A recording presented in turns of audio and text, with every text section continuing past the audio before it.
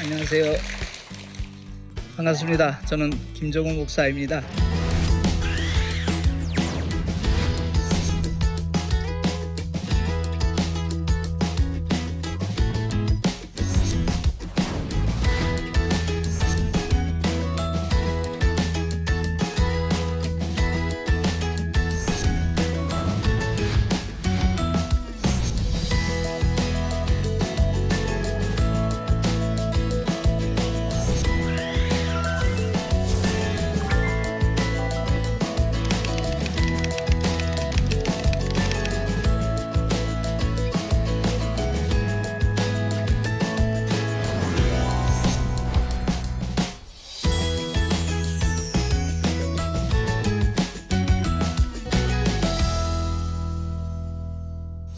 진짜 나는 누구인가? 좀 생뚱맞은 질문 같죠? 그럼 가짜 나도 있다는 말인가? 이런 생각 아마 가지게 될 겁니다. 제 표현이 진짜 나, 가짜 나이지 성경에는 겉사람과 속사람 혹은 영혼과 육체 이렇게 표현을 합니다. 요즘 암 때문에 많은 분들이 걱정들 하잖아요. 그 외에도 여러 가지 불치병들, 희귀병들 때문에 많은 분들이 걱정들을 합니다. 그리고 절망 속에 빠지는 분들, 이제 시한부 인생이다 그런 표현들을 하죠. 근데 사실 저와 여러분 모두가 다 시한부 인생이더라고요. 한 번 죽는 것은 사람에게 정하신 것이고요, 그 후엔 심판이 있으리니 그 심판을 받지 않도록 하시기 위해서 베풀어진 것이 하나님의 십자가 사랑이라는 것을 아마 대부분 사람들은 아시고 있을 겁니다. 그럼에도 불구하고 여전히 가짜 나를 위하여 사는 사람들이 너무나 많더라고요. 고린도전서 13장을 보면 사도 바울이 지금은 우리가 거울로 보는 것 같이 희미하나, 그 말이 아마 이해가 안 될 수 있을 거예요. 시대적인 배경을 모르면 그럴 수 있습니다. 요즘과 같은 그런 거울이 등장하기 전이기 때문에 그 시대는 대리석이나 청동기 같은 것을 아주 맨들맨들하게 갈아가지고 이제 비춰봤거든요. 그보다 훨씬 더 이전의 사람들은 자기가 어떻게 생겼는지 아마 전혀 거의 몰랐을 거예요. 물에 비춰지는, 잔잔한 물에 비춰지는 모습, 그것을 어렴풋이 알았을까? 그 겉모습도 제대로 알지 못하며 살던 시대가 분명히 있었습니다. 근데 과학이 발달하니까 우리 겉모습만이 아니라 이 속까지 다 보잖아요. 내시경을 통해서, 엑스레이를 통해서, CT나 MRI를 통해서 그 모든 것을 이렇게 확인할 수 있는 그런 시대에 우리가 살아가고 있습니다.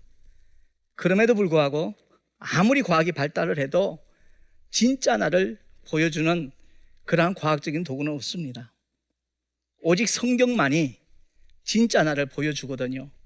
저와 여러분이 과연 무엇을 위하여 살고 있는지 제 강의를 듣는 가운데 한번 살펴보시고요, 진짜 나를 위해서 살아갈 수 있는 그런 지혜로운 선택, 복된 사람들이 되었으면 참 좋겠다라는 사실입니다. 우리 인간은 일시적인 존재인 육체와 영원한 존재인 영혼의 결합체거든요. 어른들이 그런 얘기를 하죠. 난 아직 마음은 청춘이다 그러죠. 나이가 아무리 많이 먹어도 내 마음은 청춘이다, 이 말은 마음은 늙지 않는다는 얘기거든요. 진짜나 가짜나 여기에 대해서 조금 더 자세히 한번 대화를 나눠보고 싶은데요, 나는 누구인가? 당신은 누굽니까? 만약 물으면 여러분 어떻게 대답하시나요? 아마 대부분 사람들은 나는 아무개입니다 라고 이름이 자기라고 얘기를 할 겁니다. 혹은 누구누구의 아들입니다, 딸입니다. 혹은 누구의 남편, 누구의 아내입니다, 이렇게 답변들을 하고요. 아니면 자기의 직업을 또 얘기할 겁니다. 나는 어느 회사 과장이다, 사장이다, 공부하는 학생이다. 근데 그게 진짜 나인가요? 아니라는 거죠.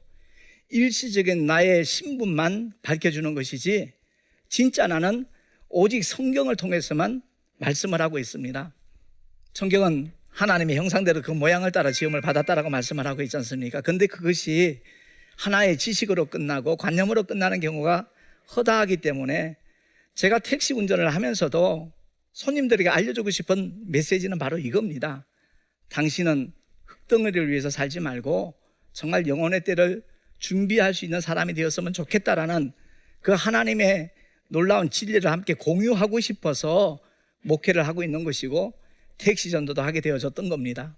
사실 택시 전도를 하게 되어지니까 생각지 않은 하나님의 보너스도 있더라고요.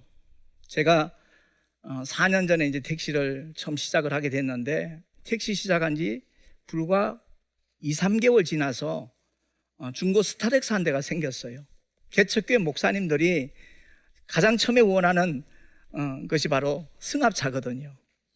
근데 그 승합차를 주신 목사님도 역시 개척교회 목사님이었어요.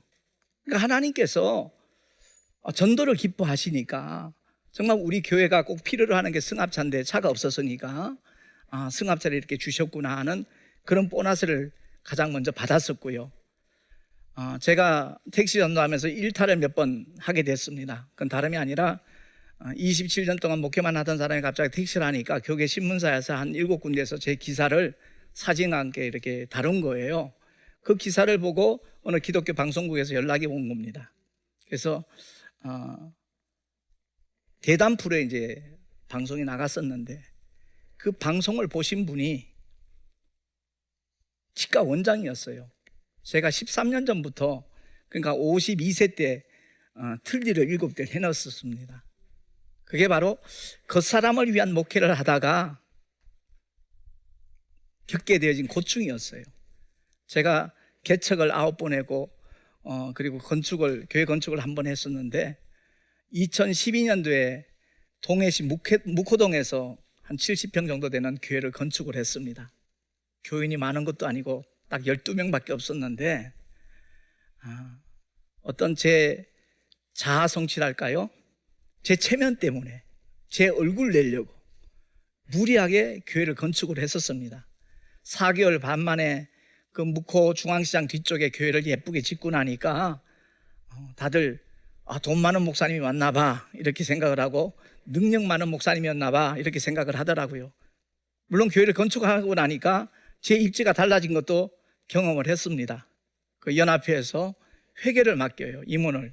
제가 동해 간 지 2년도 안 됐는데 그래서 이 겉사람을 위해서 거기에 포커스를 맞춰서 목회를 하니까 당장은 그럴듯해 보이는데 결국은 그 부채로 인하여 스트레스가 아주 극심하다 보니까 치아는 엄청 깨끗하다는 거예요. 치아는 튼튼한데 뿌리가 보이지 않는 곳이 완전히 사갔다는 겁니다.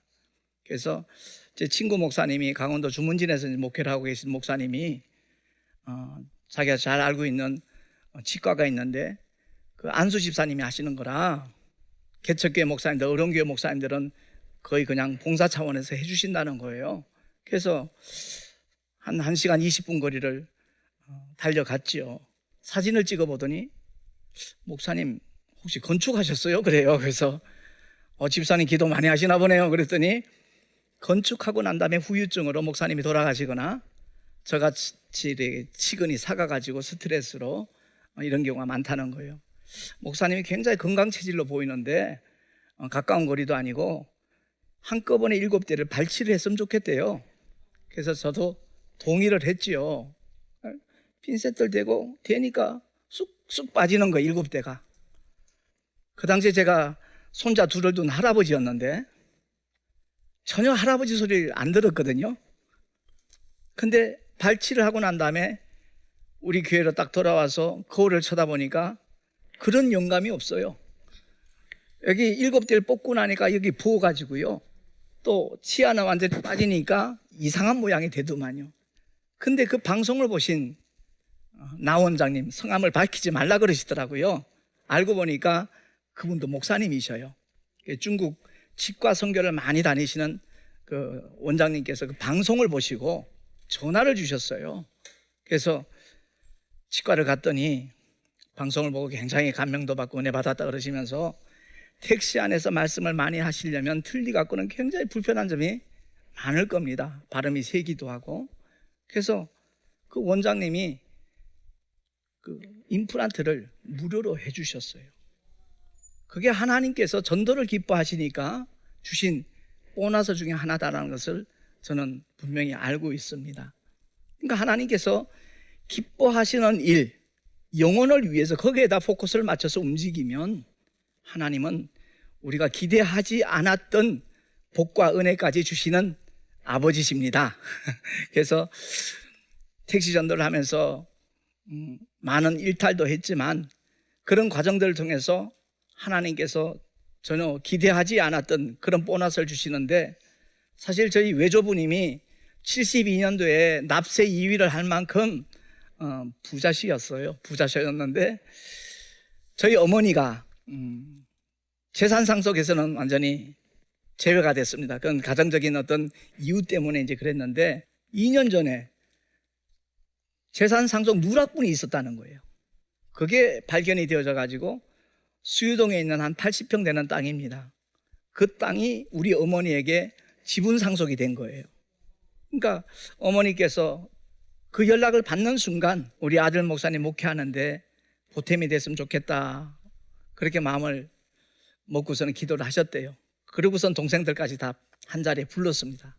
물으니까 이구동성으로 동의하고 찬성하고 축하한다고. 그게 하나님이 주시는 참 생각지 않은 보너스더라고요. 그만큼 하나님이 기뻐하시는 일, 다시 말해서 내 속사람을 위해서, 내 영혼의 때를 위해서 포커스를 맞춰서 우리가 삶을 살아나가고 사역을 하면 하나님이 주시는 복은 이렇게 엄청나구나 하는 것을 경험하게 되어집니다. 우리가 그 보너스를 받기 위해서 주일에 관심을 가지라는 말로 들으시면 안 된다는 거 아시죠? 정말 하나님이 기뻐하시는 일을 우리가 마음에 품고 이를 위해서 기도하면 전혀 현실적으로는 가능성이 없는 그런 문을 하나님이 열어주시더라는 겁니다. 그래서 제가 오늘 이 시간에 함께 정말 나누고 싶은 것은 내가 누구인가를 바로 그 정체성을 바로 알자는 거죠. 우리가 첫 아담 안에서 태어났습니다. 그러니까 창조된 생명으로 태어났지만 하나님께서는 첫 아담, 둘째 아담이라고 하다 마지막 아담이라고 하잖아요.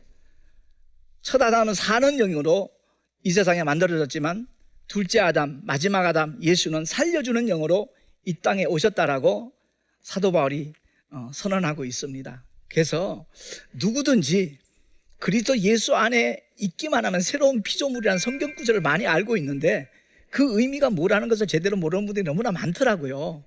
하나님 사랑, 의심하지 말고 십자가를 통해서 확정하신 그 사랑을 우리 모두 듬뿍 받으시기 바랍니다.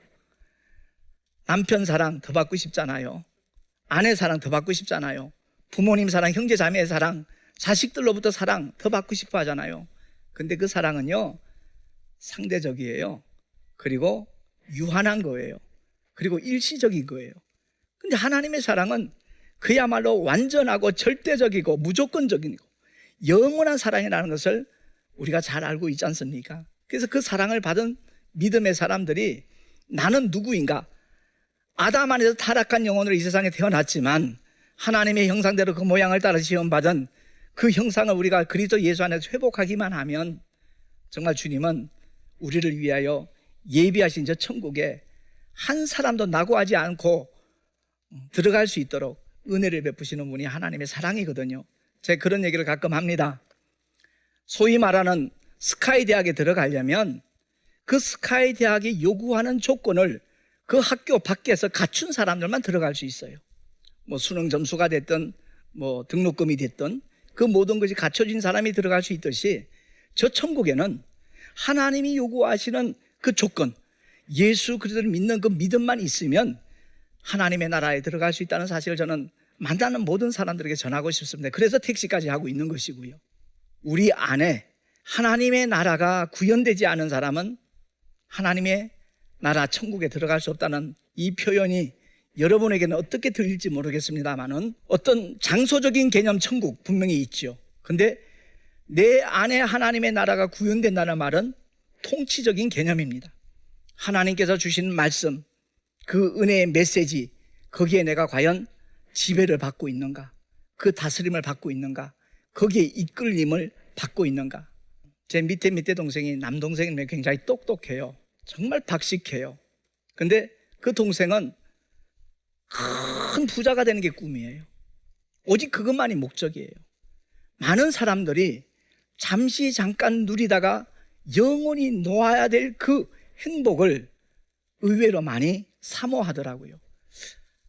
과연 저와 여러분은 무엇을 위해 살 것입니까? 이 그 사람은 흙덩어리예요. 너는 흙이니 필경은 흙으로 돌아가리라 라고 하나님이 선포하셨어요. 어느 누구도 하나님의 창조 질서를 거부할 사람은 이 세상에 존재하지 않습니다. 아무리 많은 지식을 갖고 있어도, 아무리 예쁘고, 아무리 아름답고, 아무리 건강해도, 아무리 높은 지위에 있어도 반드시 한 줌의 흙으로 돌아가는 순간이 온다는 겁니다. 이 세상에서 가장 무책임한 존재가 누구인가? 바로 그것이 가짜나라는 거죠. 그 사람 육체라는 거죠.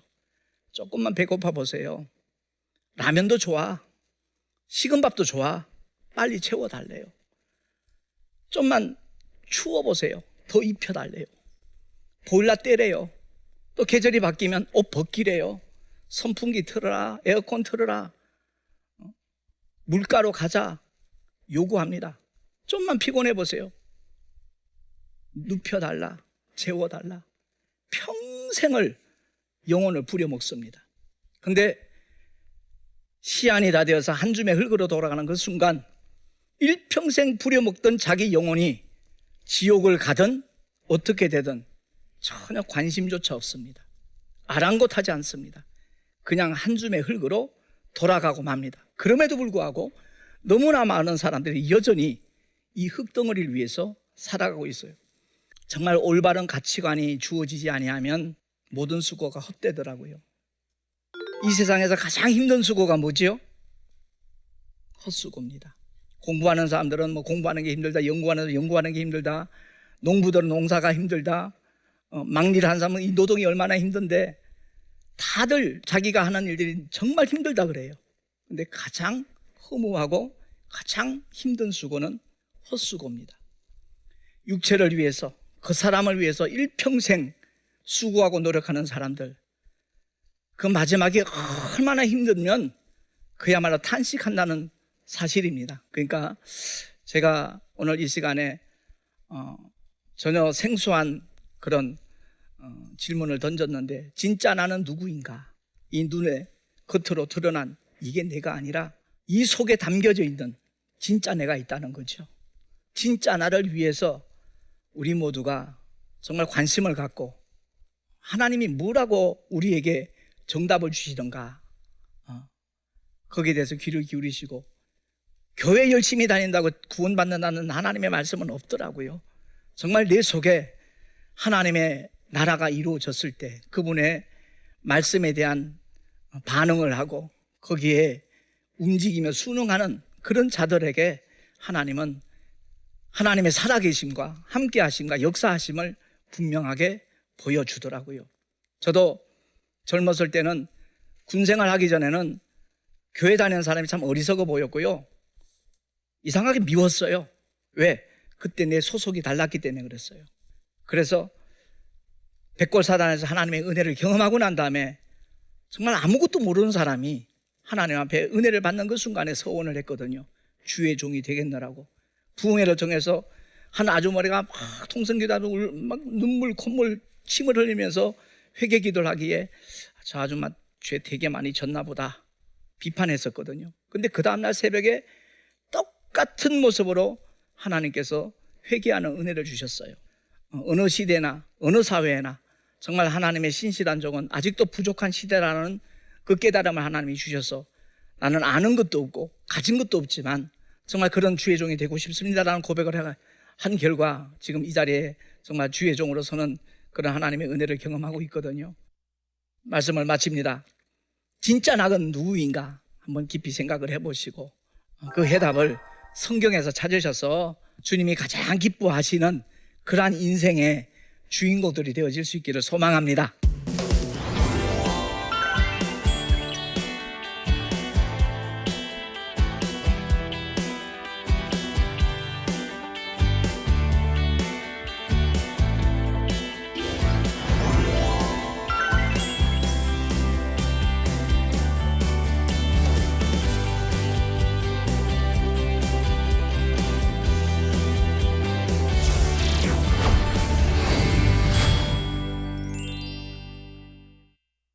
제 강의를 들으시고 질문하신 분이 계셔서 거기에 대한 답변을 지금부터 드리도록 하겠습니다.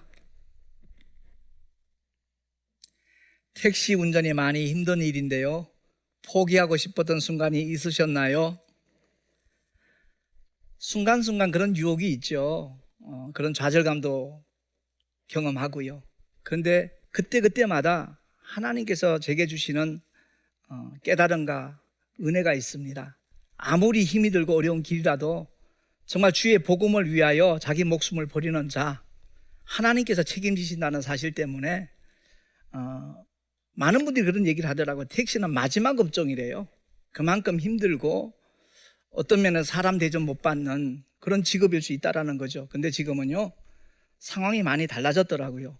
정년 퇴직하시고 그야말로 모든 일선을 놓는 것보다는 뭔가라도 이 사회에 동참하고 싶다라는 그런 마음을 가지고 운전을 시작하시는 택시 기사분들이 참 많이 있더라고요. 그래서 일하기 싫거든 먹지도 말라는 사도 바울의 말씀처럼 힘이 들고 어려워도 그 무엇보다도 위에서 부르신 부름의 상을 얻기 위해서 힘들고 어려워도 이건 포기할 일이 아니다. 어떤 때 몸이 굉장히 지치고 힘들어서 오늘은 좀 쉴까 하는 마음을 갖다가도 아니지, 한 영혼이라도 더 이 책자를 필요로 하는 영혼이 있을 텐데 하고 나가면요, 그날은 희한한 일들이 일어나요. 손님들이 대기하고 있어요. 그래서 택시 회사 사장님들이 제 인천에서 이제 택시할 때도 그런 얘기를 들었습니다만은, 목사님 예전에 혹시 택시한 경험이 있으세요? 그래요. 아니 왜요? 그러니까 목사님이 사용하는 연료양에 비해서 입금액이 훨씬 월등하게 많다는 거예요. 그래서 저는 빈 차로 다니는 경우가 별로 없습니다. 손님이 딱 내리면 거기서 대기하고 손님이 기다리듯이, 아니면 내리는 순간에 또 콜이 뜨든지, 이런 일들을 많이 경험을 합니다. 결코 쉽지 않은 사역인 건 틀림이 없습니다. 그럼에도 불구하고 포기할 수는 없더라고요. 진짜 나를 위해 살고 싶은데 세상에서 뒤처질 것 같아 두려움이 앞섭니다. 저에게 힘을 주시는 한마디 부탁드립니다.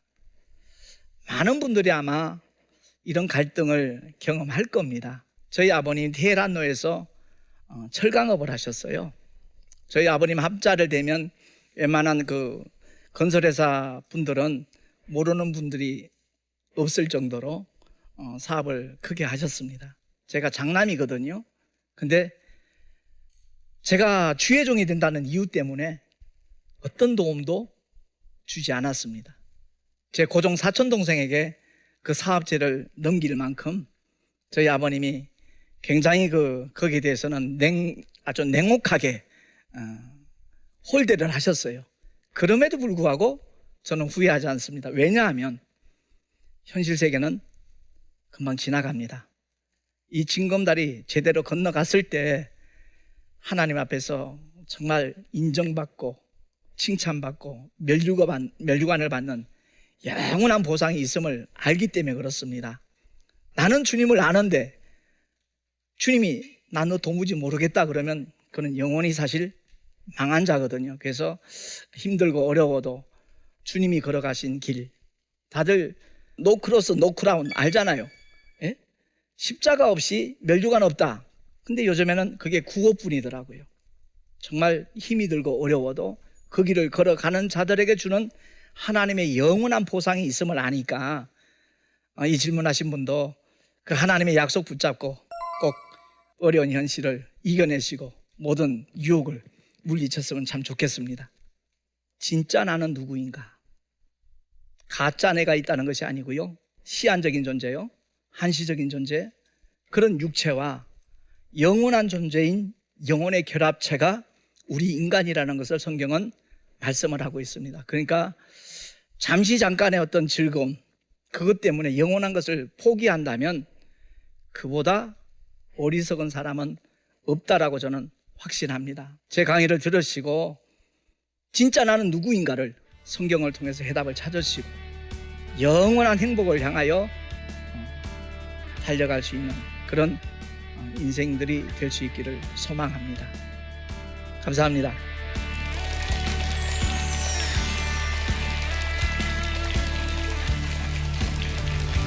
안녕하세요. 마음의 눈으로 행복을 만지다 저자 김기현입니다. 저는 20살 때 의료사고로 실명을 하고 온몸이 전신마비가 되는 그런 큰일을 겪었습니다. 눈이 보이지 않는 만큼 당시 저는 좌절하고 또 어떻게 죽을까가 제 인생의 최대의 정말 목표였는데요. 하지만 이후에 예수님을 통해서 눈이 아닌 마음의 눈으로 세상을 바라보면서 희망을 보게 되었습니다. 2017년 연말을 나침판과 함께 하시면서 따뜻한 연말 보내시길 바랍니다. 많은 시청 부탁드립니다. 이 프로그램은 시청자 여러분의 소중한 후원으로 제작됩니다.